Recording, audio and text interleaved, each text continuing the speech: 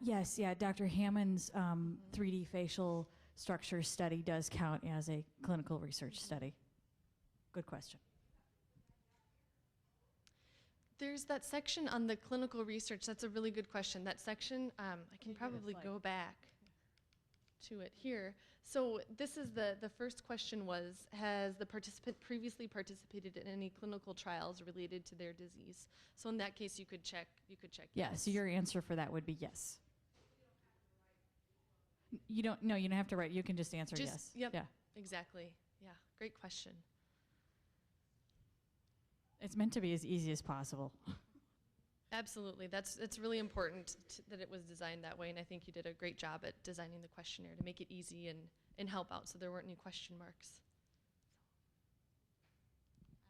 I do want to state that while we right now do not have our IRB, we are in the process of obtaining our own IRB to use the information for research purposes. There's a lot of work involved, and personally, I could not manage planning the conference and applying for an IRB, but it is in the works, so it's definitely. So can you go to that section where it says you can release your data for Yes. non-research purposes? Yes. So that's the very first section on the questionnaire. So there's one of the big things ethically for doctors and other healthcare providers is using data for research or for clinical purposes. And so research is me being a scientist and saying, I wonder if people with 4P minus have problems with their liver. Let me ask this database, do people with 4P minus have something wrong with their liver? Because I want to publish a study in the clinical literature saying people with 4P minus have something wrong with their liver. On the other hand, that checkbox on the bottom is your doctor says to me, my patient, or you say to me, my kid has something wrong with their kidneys. Do other kids with 4P minus have something wrong with their kidneys? And I can say to the support group, is there something we see?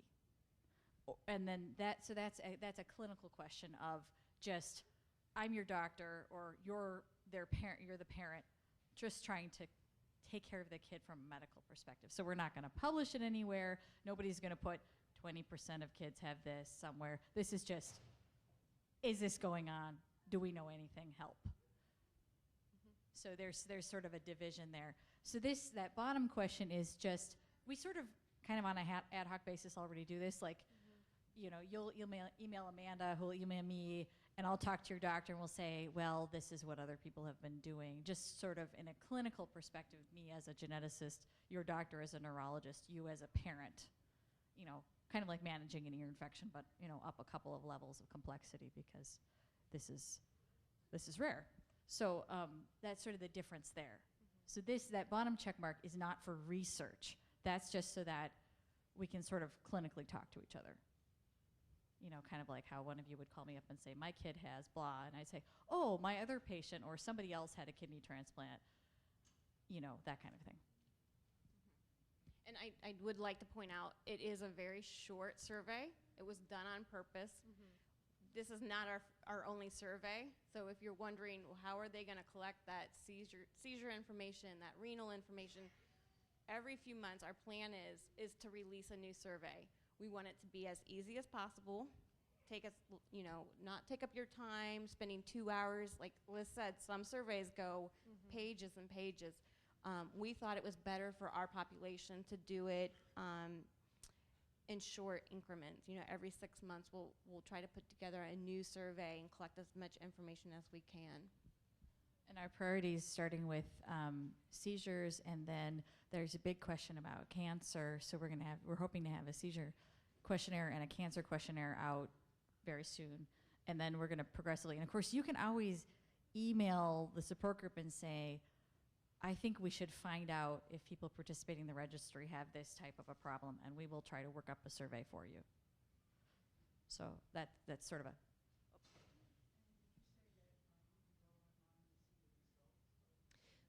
That's part of the new software that we're going to be developing and designing. So that will be ready first quarter of 2015. So it's not ready quite yet. our current platform just allows you to enter your data on the questionnaire online, and then you can view what you've put in. But the new platform will allow you to kind of see how you compare on a couple key points. This is really exciting because it allows you guys to get something, instead of just doing this sort of for the greater good of eventually finding something out, you can actually get in real time. And this will be compared just with other people who have entered data. So the more people that enter data, the more you can get back from this. But eventually, you know, if you fill out the seizure questionnaire, you can see of all the other people who filled out the seizure questionnaire, ideally, what medications they use. That's something we're planning to put on the seizure. Is, you know, my kid is on Keppra, your kid is on phenobarb. You know, how many kids are on Keppra? How many kids are on phenobarb? That kind of a question. That's something that we are planning to ask, and that we wouldn't just be able to pull out from the support group in aggregate, but that you could actually see. Mm-hmm. Yeah. So yeah, that would be this is great, because I think this is one of the things that will be useful quickly. Mm-hmm. And to start, we'll probably, just to give everybody a heads up, it'll probably be just really basic things that we'll be able to compare at the start, and then as we go on Yeah, this further, is in process. Yeah, It's a goal. It's a goal. So go ahead in the pink.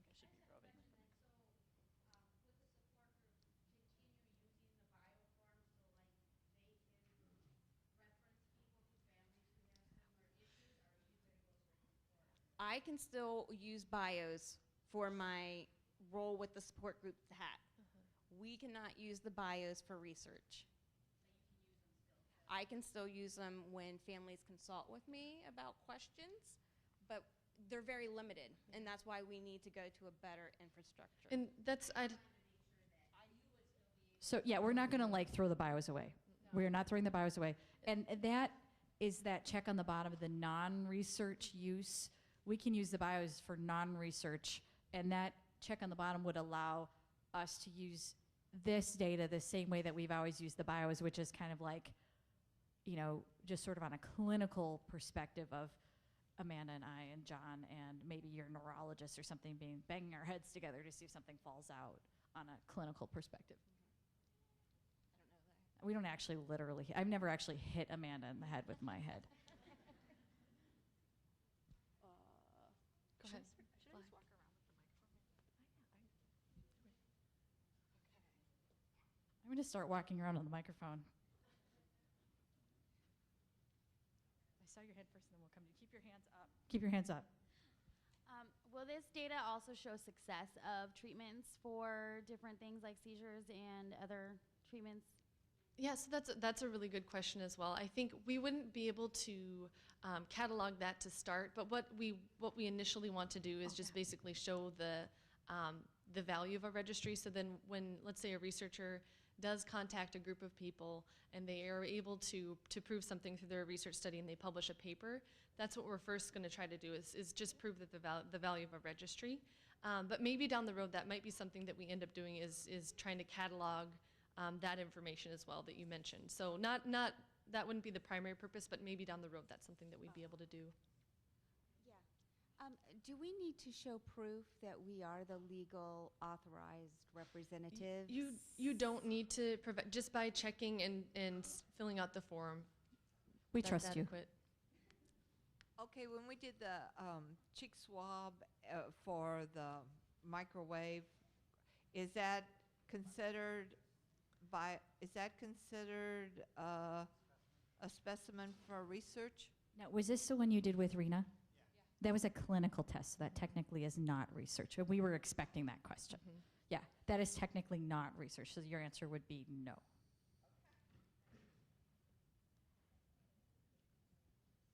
What kind of information is going to be coming back to like the 4P group? And Amanda, are you going to be releasing, and how? Like, will it be a monthly release? We've received 100 of these, we've received 50, we've received international, that kind of information? Yeah, so we can put together what we do for the organization through CORDS. We put together a summary report, which basically says how many people have enrolled, from what states and countries, that type of thing. So it's like a snapshot of the registry data. And so we'll provide that to the 4P minus support, as well as kind of an Excel sheet with some more detailed information if people do check that box. And so then I think what's important is for for 4P- support is just to kind of give updates. And we'll have, if you contact us, we can certainly provide that as well. Is it a set schedule that will be done? We haven't talked about that yet, but I think we'll come up with a good pattern and then kind of take feedback as we go. I got you. Yeah, go ahead. How often do you want to know? Probably the first year, maybe quarterly, and then after that, probably every 6 months to a year. Yeah. A lot of surveys and stuff, and information really needs to come back to us. I'd like to know it's coming back regularly. We typically, with our partners, we do I kind of like your time schedule. That sounds perfect. Yeah, I think it's good. Yeah, we currently do a monthly summary report. We update it monthly, so we can do it less frequently or more frequently, so.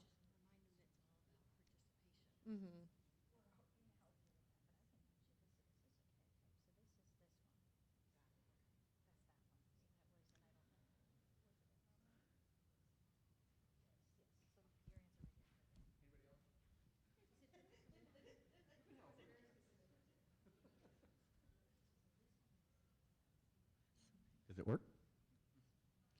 I just wanted to know, as far as the clinical, do like 48-hour study, EEG studies count as a clinical? Yeah, I think that is, if it's, as for research, you mean? So the question about, is it research or a clinical trial? Yeah, So- would it be considered a clinical trial? Because she's had like 2 or 3 of those. Yeah, I think that could be if it's for clinical purposes, then it would not be research. So if you're going to your doctor and they're doing a test like that, that would not qualify. So a research or a clinical trial would be, a longitudinal study where you're updating data or perhaps taking a biologic or testing something like that over time. So that's research, whereas what you've mentioned is the clinical side. So you wouldn't put that as research. Okay, thank you. That's a good question. Sorry, lawyer and me speaking. Is this HIPAA compliant? It is. Yep. Thank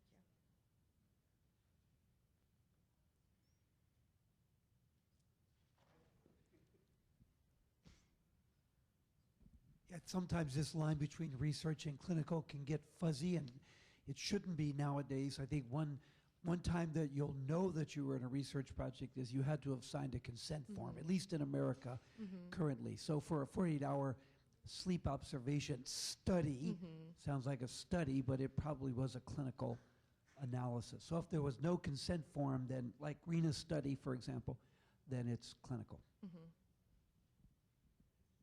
Great point. Yes. I want to know who's not going to do this. Okay. All right. Well, thank you again. And again, Amanda has one last point. Before we adjourn, I just want to make sure if anybody has questions on that diagnosis page, that is the key for us. So if you have any questions on what your child's actual diagnosis is, because it's a lot of numbers and dots and letters, and if you don't have that information and you complete the registry, you really aren't giving us a great snapshot of your child's natural history. And it's not going to do us a whole lot of good right now. We'd really like the detailed, like the example shows. I think it's on the next slide. Yeah. Oh yeah, we're both fiddling with it at the same time. And Yes, this is really this is important. really what Dr. South wants us to hone in on, to make sure everybody understands how to complete this page, because And we will help you. So before, And don't be okay. afraid to ask, because this is super confusing. Most doctors can't fill this out right. I'm serious. I'm not kidding. I teach in the medical school. Most doctors can't fill this out right. So don't feel dumb. Do not feel dumb. I just have a question for us with older kids who may have only done like the karyotype testing. On the following pages, you had WHS with, or deletion with Wolf Hirschhorn or without. Is there a way for us to tell with that old technology? It would it should say on your report the patient has Wolf-Hirschhorn syndrome. Usually the cytogeneticist reading the report will say somewhere on there, this is consistent with a diagnosis of Wolf-Hirschhorn. Usually, if you have your report with you, I'm happy to look at it, of course, too. Or the counselors are really good at this, too. Okay, my daughter had an initial chromosome study when she was like a year and a half. That was 18 years ago, and it was normal. So is that this? Can you pull up the diagnosis section? So right here, this is actually one of the things we're trying to get at. So right here it says so there's two things here. Performed did not detect diagnosis, and then detected diagnosis. So this is actually pretty common. So a lot of kiddos with not as big of deletions, or especially interstitial deletions, may have been missed. And so if you get a chromosome study, it says karyotype and amniocentesis next to it. So that can be called several different things, because we geneticists and cytogeneticists really like being confusing, best I can tell, so we call things all different names. So right here, so the chromosome study was performed, but did not detect the diagnosis. So that means you had a normal study, it didn't tell you what was wrong. And then you did potentially a chromosome microarray, also called a CMA, sometimes called a chip, a gene chip. And then that was performed and detected the diagnosis, which is this column here. And this is pretty common. Yeah. If families have questions regarding their genetic report, are they able to consult with our advisory genetic counselors to help them answer that question? So that's a good question. So CORDS is patient reported. So any of the information that you're going to put on the questionnaire is patient reported. If you do have a question and you have your test result and you're not sure, it would be important to confirm before answering that question, just to make sure that you're entering accurate data. So whether it's by looking at your test results, if you're not sure, I think it'd be good to ask a question to make sure that it's accurate. For those of us that have a translocation, I'm the parent and I have the translocation, but I don't actually have 4P minus syndrome. Then don't. So just put none, right? Yeah, you don't have a personal history of it. Yeah, because you don't have that. Yeah, you carry it. I'm missing the piece on the 4, but it's translocated on my 6. Any other but you're questions? normal. Yes. We want to make sure that you guys, completely understand before we move on. So who exactly and when exactly is a good time for somebody to go over this information with? You want help filling it out? Yeah, like we have questions. Who exactly and when is a good time for us to ask those questions about some of the details of diagnosis and So I'll be here outside, and in the area I can just sit at the registration desk or nearby, and I can answer any questions about enrollment. If you have specific questions about diagnosis, I'm sure somebody would be available. I can answer as best I can, but if you feel comfortable asking someone else, maybe we should set aside a time for that. If they don't have a gallbladder, is that considered an anomaly? She was born without a gallbladder. She has no gallbladder. Yes, that's an anomaly. That would be Over here? Yes, explant gallbladder, please. Yes, thank you. Perfect. Yeah, do you have? Yeah, you say. How about just writing right here? Born with no gallbladder. Whoops, I shouldn't have said over them. But they, if you'd like to, I can set up. That's for sure. See how fast I can run in heels. No signature page. So when an IRB okays a survey-based study, full completion of the survey is considered equivalent with signing it. Yep. So I'm right? we have a waiver of documentation of informed consent, which So you don't- basically means on the consent form it doesn't require a signature because it's a So minimal risk completing- study. We assume if you complete the survey, you're okay with the fact that you completed the survey. And That's like an that's- electronic signature kind of a business. And that's why we have the informed consent form with the questionnaire. Then you're supposed to read it first and then fill out the questionnaire. So. Right. So we assume that you didn't fill it out under duress or out of your control or something like that. So, yeah. And that's a great question too. It is. That's a really good question. It's really important. Just on what that lady said over there, I have her diagnosis papers from when she was diagnosed in the NICU.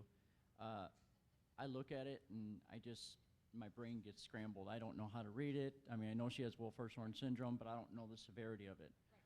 I was told that it was a mild deletion, but her seizures are so bad and so hard.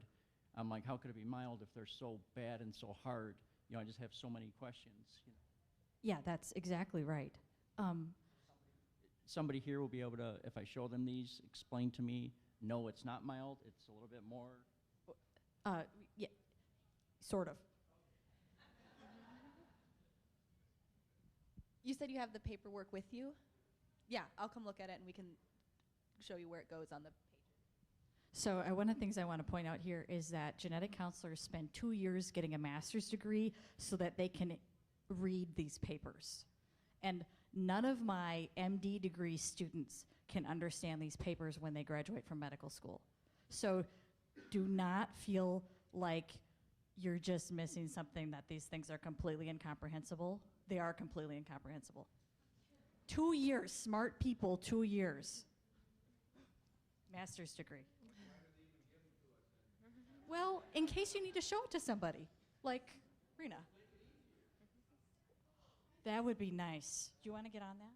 Yeah. Okay. I think you have to meet with that committee that Dr. South is on. They're in charge of the confusing terminology. Dr. South's on that committee, right? She is. Yeah, I thought so. Yeah, you need to get on Dr. South's committee with her. I nominate you. How are we going to get informed when we're on the registry? Are we going to get an email, or are we going to get something? And if, like, I make a mistake on it, can I go back into it and correct it? Yeah, so currently what we have is, we're kind of in the situation where we have this old platform and we're moving into a new platform. So today we're doing in-person enrollment because it's easier just to fill it out on site, ask questions, go through the informed consent. We'll go back, enter the data into the database, and then we'll send you confirmation that it's been entered. Thank you for enrolling. If you indicate on your questionnaire that you'd like online enrollment, there's a section for online or mail-based. If you select online enrollment, what will happen then is we can send you a username and password so you can log in and see what you've completed already. There wouldn't be a chance in the current platform to edit it necessarily, but you can view what you've done previously. And if it's changed, you can enter a new form. On the new platform, if you select online enrollment, you'll be able to see what you've put in, and then you can edit it, like live or confirm, yes, So this is the still ability accurate. to edit in real time is coming. Right, Yep, basically. exactly. We'll still have It's online coming. enrollment available if you do want to go in and look at what you've entered. And do you have somebody they can contact if they're having problems like, oh my goodness, that's totally wrong? Yes, that would be me. You can contact me. Perfect. Yes, you can contact me in my information's here at the end, and it's also on the informed consent form and the questionnaire at the bottom. So our contact information's there. We have an email address. We have an 800 number. But yes, please contact us if you have questions.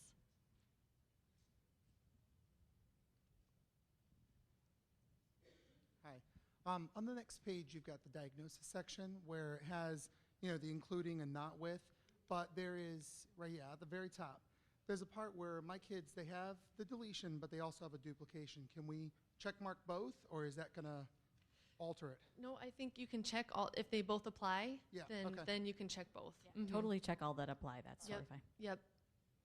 Really good question. Yes, that's a really good question. Really, really good question. Yeah, feel free to check all kinds of stuff on there. More questions?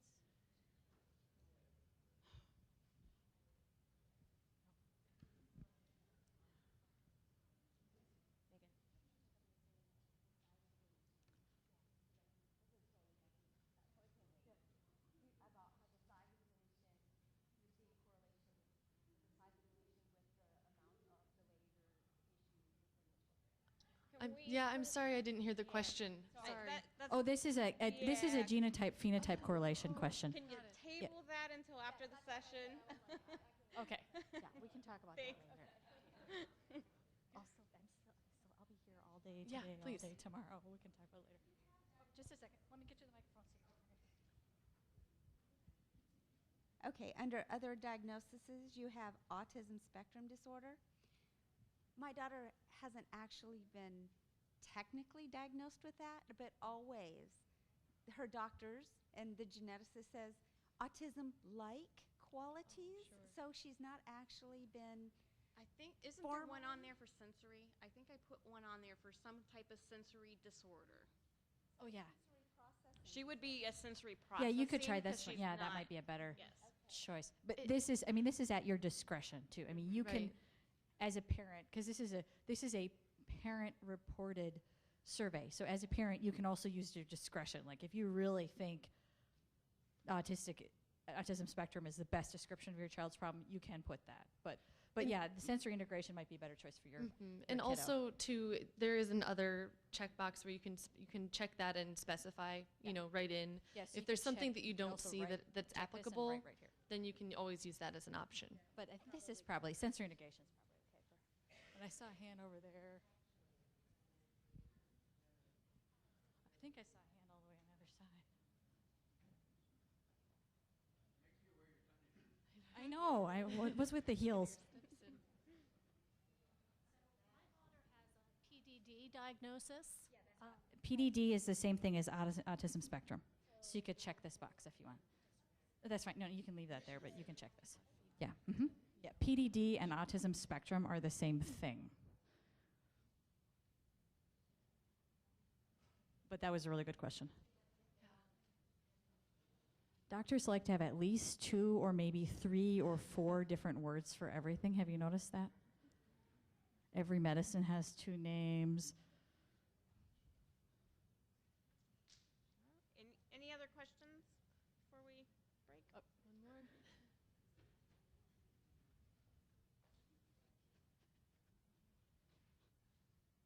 Really want to talk.